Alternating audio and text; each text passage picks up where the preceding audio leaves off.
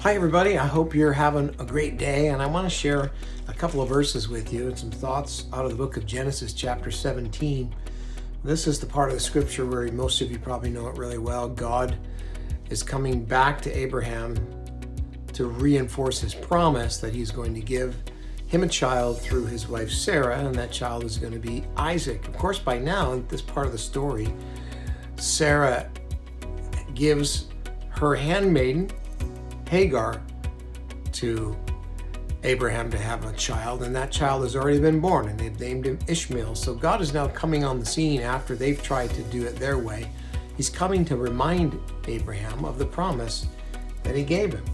And when he does, he says, I'm going to bless you, I'm going to bless Sarah, and give you a son. And look at Abraham's response. He says, then Abraham, this is verse 17 of chapter 17 of Genesis, then Abraham bowed down to the ground, but he laughed to himself in disbelief.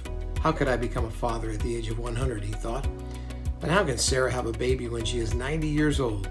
So Abraham said to God, look what Abraham says, may Ishmael live under your special blessing. Verse 19, but God replied, no, Sarah, your wife, will give birth to a son for you, and you will name him Isaac. And I will confirm my covenant with him and his descendants as an everlasting covenant. It's a really interesting story of Abraham, who is the father of our faith, and obviously we value all the wonderful things Abraham taught us about faith, but in this story he teaches us a lesson about underestimating God.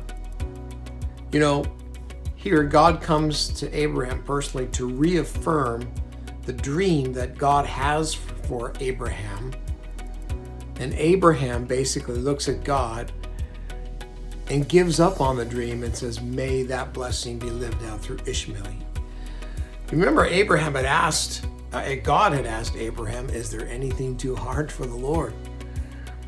And I wonder sometimes how many times we give up on the dream that God has for our lives.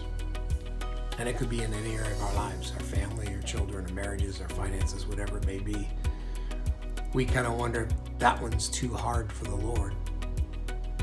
And may we never lower our expectations of what God is able to do. It's having a lower opinion of God, really, when we do that. And here we see that in Abraham. He has a little bit of a weak moment of faith. But I want to encourage us through this story. There's a lesson here that God is still the God that does the impossible. He is still the God that brings dead things back to life. He is still the God that makes a way when there's no way.